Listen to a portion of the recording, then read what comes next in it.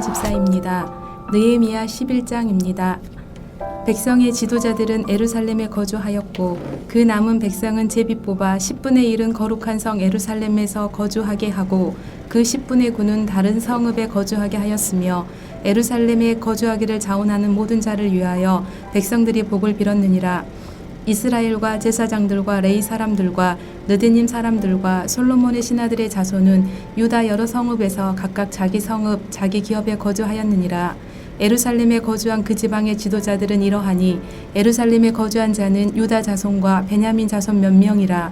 유다 자손 중에는 베레스 자손 아다야이니 그는 우시아의 아들이요 스가라의 손자요 아마랴의 증손이요 스바다의 현손이요 마할랄렐의 오대손이며 또 마아세야니 그는 바룩의 아들이요 고로세의 손자요 하사야의 증손이요 아다야의 현손이요 요야립의 오대손이요 스가랴의 육대손이요 실로 사람의 칠대손이라.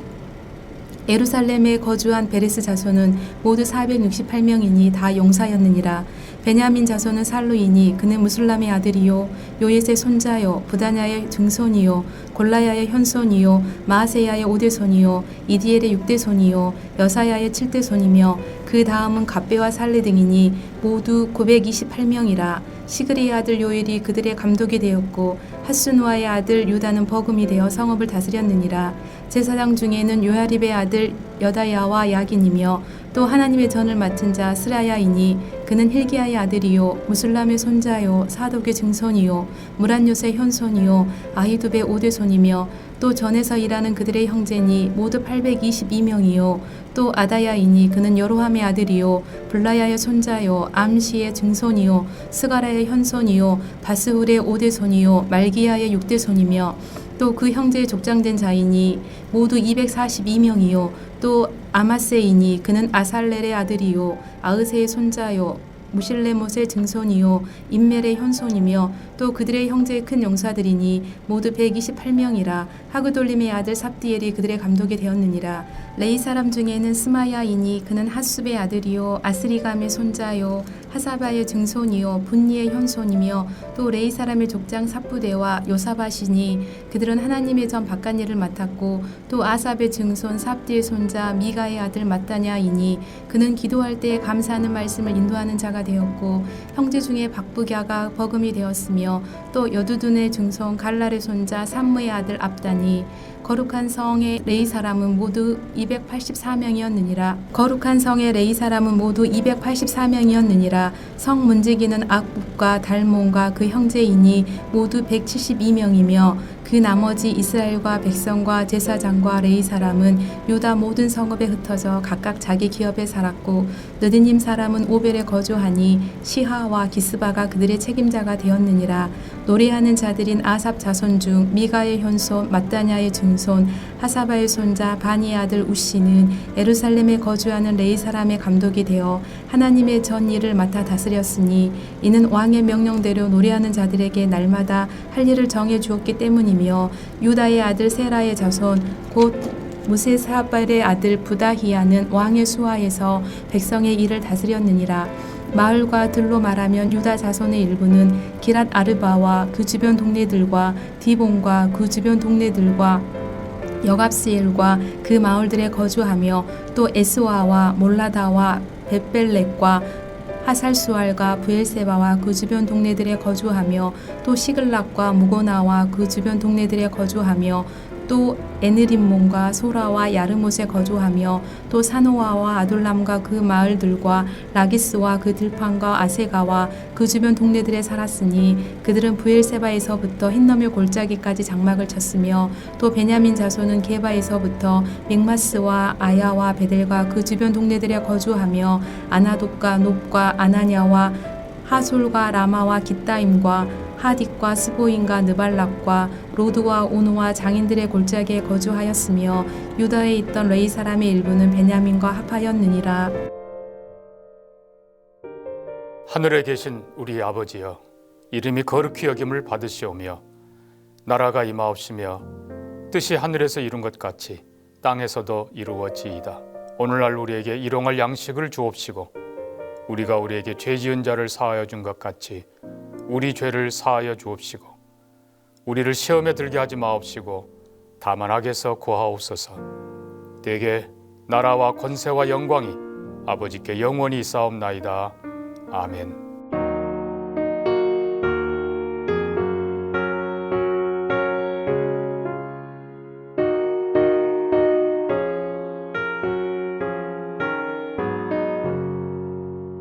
이전에 주님을 내가 몰라 영광의 주님을 비방했다. 지극한 그 은혜 내게 넘쳐 날 불러주시니 고마워라.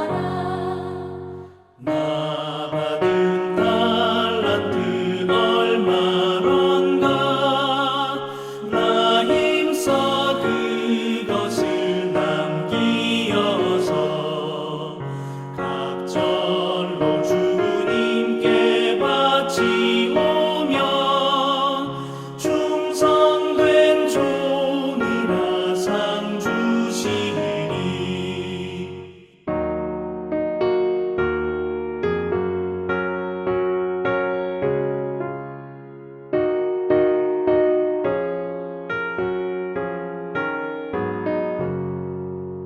전하고 무능한 나에게도 귀중한 직분을 맡기셨다. 그 은혜 고맙고 고마워라. 이 생명 바쳐서 충성하리. 나하는 일들이라도 적어 그 열매 눈앞에 안 매여도 주님께 죽도록 충성하면 생명의 면류관 얻으리라. 오늘 함께 나눌 말씀은 느헤미야 10장 1절부터 39절 말씀 중에 28절에서 29절 말씀입니다. 그 남은 백성과 제사장들과 레위 사람들과 문지기들과 노래하는 자들과 느디님 사람들과 및 이방 사람과 절교하고 하나님의 율법을 준행하는 모든 자와 그들의 아내와 그들의 자녀들 곧 지식과 총명이 있는 자들은 다 그들의 형제 귀족들을 따라 저주로 맹세하기를 우리가 하나님의 종 모세를 통하여 주신 하나님의 율법을 따라 우리 주 여호와의 모든 계명과 규례와 율례를 지켜 행하여. 아멘. 느헤미야서를 보면 이스라엘 백성은 예루살렘의 무너진 성벽을 다시 세우는 일을 위해서 큰 수고와 헌신을 드립니다. 그들은 외부의 조롱과 또 공격, 내부의 낙심과 갈등을 이겨내고 마침내 성벽을 완성했습니다. 그 순간만 보면 모든 것이 회복된 것처럼 보입니다. 성벽은 도시의 자존심이며 공동체의 안정이며 또 신앙의 상징이기 때문이죠. 그러나 느헤미야의 진짜 회복은 성벽이 아니라 마음에서부터 시작된다는 것을 잘 알고 있었습니다. 성벽은 겉모습일 뿐이고 믿음의 삶이 다시 세워지지 않는다면 그 성벽도 다시 무너지고 말 것입니다. 그래서 성벽 재건 다음에 일어난 일이 바로 말씀의 재발견, 회개, 그리고 언약의 갱신입니다. 오늘 본문은 바로 그 언약을 새롭게 하고 지키기로 결단하는 장면입니다. 이스라엘은 이제 하나님 앞에서 다시 살겠다라고 서약을 하죠. 오늘 우리 역시도 주님 앞에 서서 다시 묻습니다.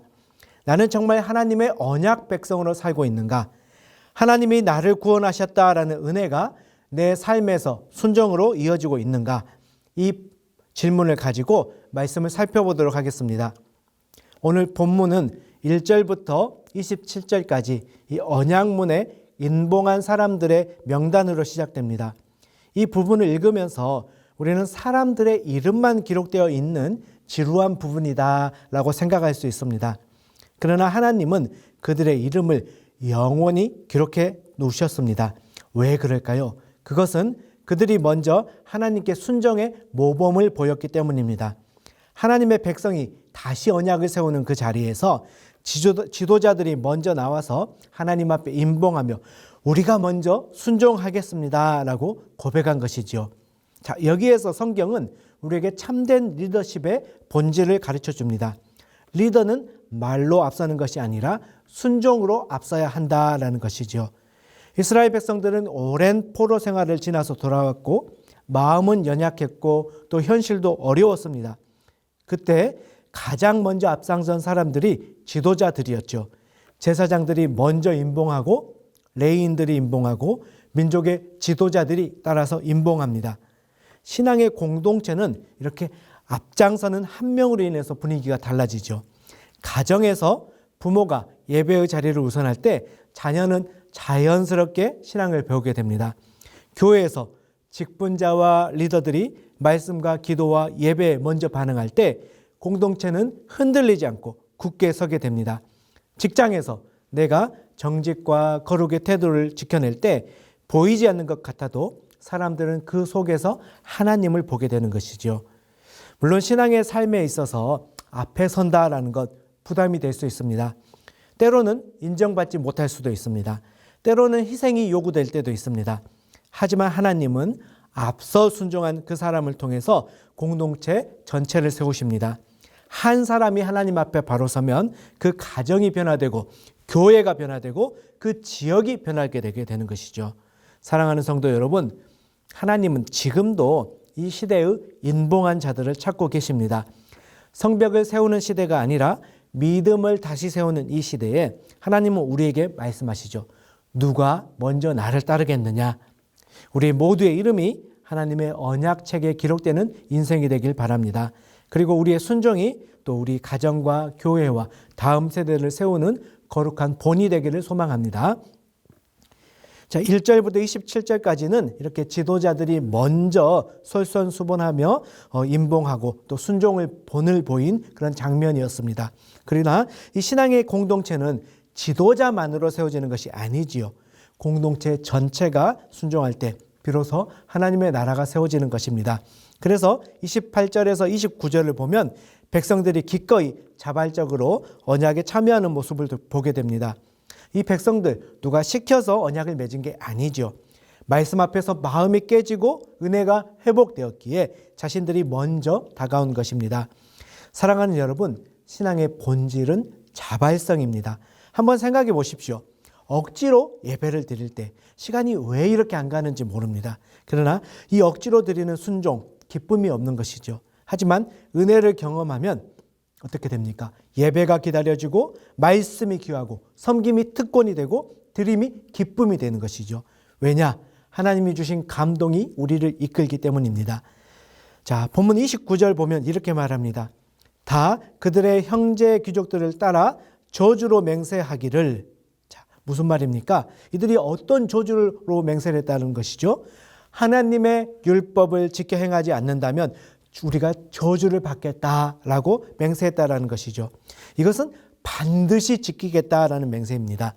신앙은 감정이 아닙니다. 눈물이 중요한 것이 아니라 방향이 중요합니다. 말씀이 가슴을 울렸다라고 한다면 이제는 걸음을 옮겨야 하는 것이죠.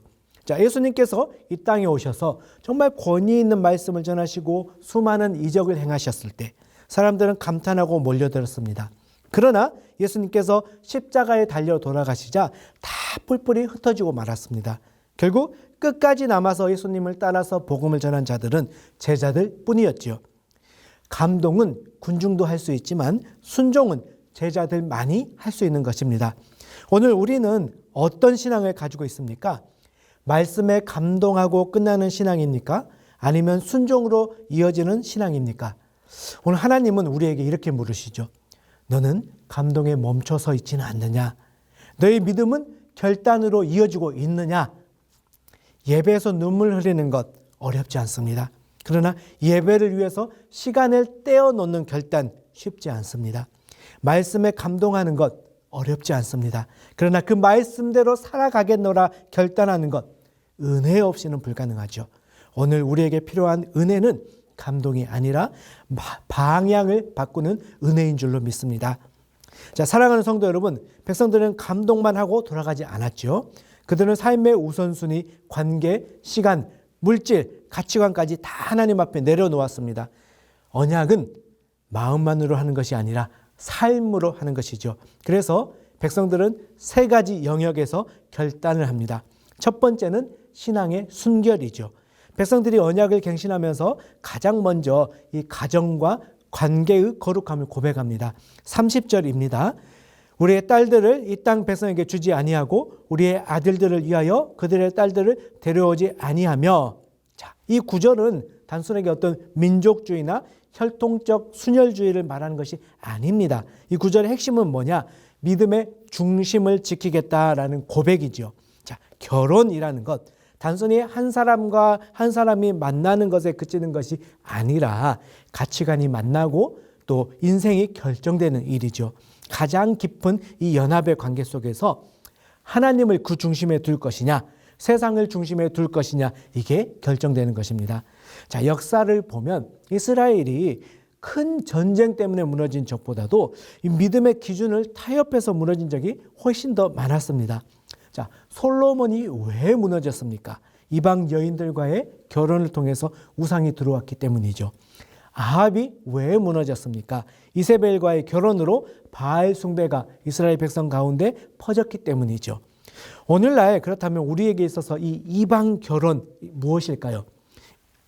믿음이 아닌 세상 기준으로 삶을 선택하는 순간 우리는 이방 결혼과 같은 이 혼합의 위험에 서게 되는 것입니다.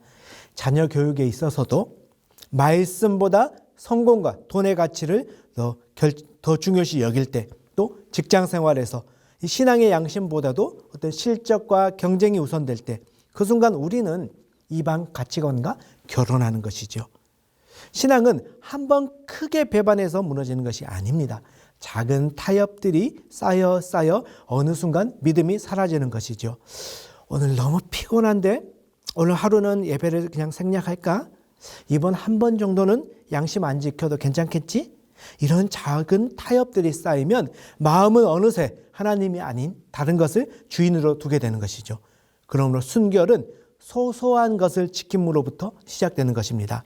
예배의 자리를 지키는 것, 정직을 포기하지 않는 선택, 말씀을 기준으로 하나님 앞에 기도하고 결정하는 습관, 이러한 작은 것들이 신앙의 순결을 지키는 방법입니다. 사랑하는 성도 여러분, 하나님은 우리에게 완벽함을 요구하는 게 아닙니다. 하지만 확실한 방향을 요구하십니다. 그리고 중심은 요구하시죠. 오늘 나의 선택의 중심이 하나님이 되게 해달라고, 작은 것 하나라도 하나님을 먼저 생각하게 해달라고 결단할 수 있는 여러분들 될 수 있기를 바랍니다. 자, 두 번째는 뭐냐? 안식일 준수입니다. 31절 말씀입니다. 혹시 이 땅 백성이 안식일에 물품이나 온갖 곡물을 가져다가 팔려고 할지라도 우리가 안식일에나 성일에는 그들에게서 사지 않겠고. 자, 안식일, 이것은 필요를 채우시는 하나님을 신뢰하는 믿음의 고백이죠. 자, 이방 민족들은 어떻게 합니까? 더 많이 일하고 더 많이 또 소유해야 복을 받는다라고 믿었습니다. 그들의 신은 어떻습니까? 생산성 또 효율성의 신이었죠. 하지만 하나님은 이스라엘 백성들에게 이렇게 말합니다. 너의 삶을 책임지는 이는 바로 나다. 즉 안식일은 생산성의 우상을 거부하는 날이고 필요를 날마다 채우시는 하나님을 신뢰하는 날이죠. 세상은 이렇게 말합니다. 더 많이 일해야 성공한다. 멈춰지면 뒤처진다. 그러나 하나님은 이렇게 말씀하시죠. 너희는 일의 양이 아니라 나의 사랑으로 존재한다. 안식일은 이 이방 문화 속에서 우리는 다르다라고 선언하는 믿음의 표식인 것입니다. 이스라엘이 안식일을 지켰다라는 것, 세상 가치관에 휩쓸리지 않고 하나님 중심의 삶을 지키겠다라는 영적인 표시인 것이죠. 31절 후반부를 보면 일곱째 해마다 땅을 쉬게 하고 모든 빚을 탕감하리라 라고 또 결단합니다. 안식년에 대해서 말씀하십니다. 하나님은 안식년을 통해서 가난한 사람도 그 내 복을 지켜야 된다, 누려야 된다. 모든 사람은 하나님의 형상으로 지음받은 존귀한 존재다라고 가르쳐 주십니다. 그래서 이 안식년의 빛 탕감은 가난한 자를 불쌍히 여기는 동정이 아니고 모든 사람이 사람답게 살도록 하나님께서 정하신 정의의 제도였던 것이죠. 하나님께서 정하신 이 안식이라는 것, 결국은 한 개인의 쉼을 넘어서 이웃과 공동체가 함께 회복되는 날이었던 것이죠. 자, 오늘 우리의 안식일은 어떤 모습입니까? 우리 시대는 쉴 틈이 없다라는 말이 습관처럼 나옵니다. 그런데 사실은 시간이 없는 것이 아니라 신앙의 그 질서가 무너진 것이죠. 예배가 내 일정의 일부가 아니라 내 삶의 중심이 될 때 비로소 참된 안식이 시작됩니다. 예배 없는 쉼은 단순한 휴식이지만 예배 안의 쉼은 하나님이 주시는 평강이죠. 사랑하는 성도 여러분, 안식일 단순히 쉬는 날이 아닙니다. 하나님을 신뢰하는 날이고 세상의 그 생산성 우상을 거부하는 날이고 모든 사람이 함께 행복하게 살아야 한다라는 하나님의 사랑의 질서가 선포되는 날이죠. 자, 이스라엘 백성들이 언약을 갱신하면서 이제 마지막으로 결단한 게 있으니 뭐냐? 성전을 지키겠다라는 것입니다.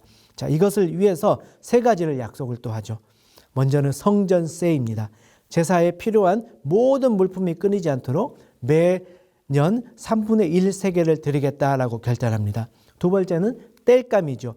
각 가문이 돌아가며 제단에 불이 꺼지지 않도록 나무를 가져다 드리겠다라고 결단합니다. 그리고 세 번째는 처음 것과 11조를 드리겠다라는 것입니다.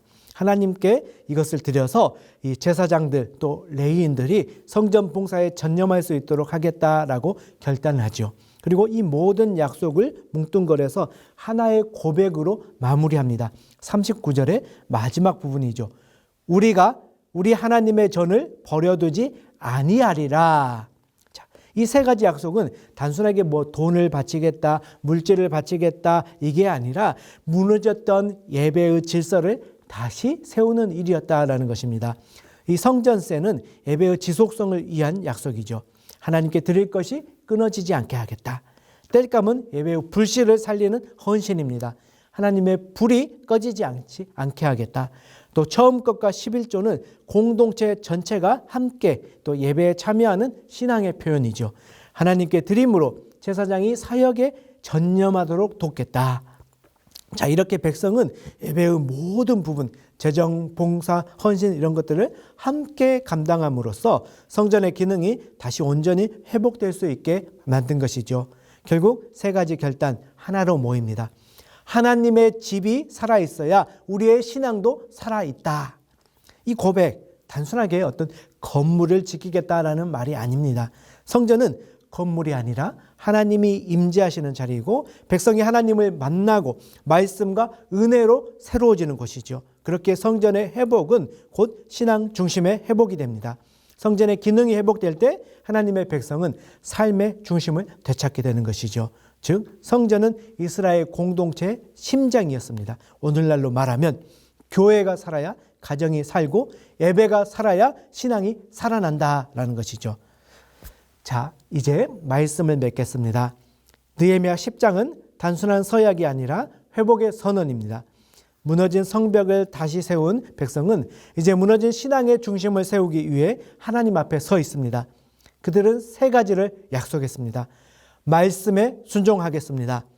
안식일을 지켜 하나님을 신뢰하겠습니다. 성전을 섬겨 예배를 지키겠습니다. 이 모든 약속은 한 고백으로 모입니다. 우리가 하나님의 전을 버려두지 아니하리라.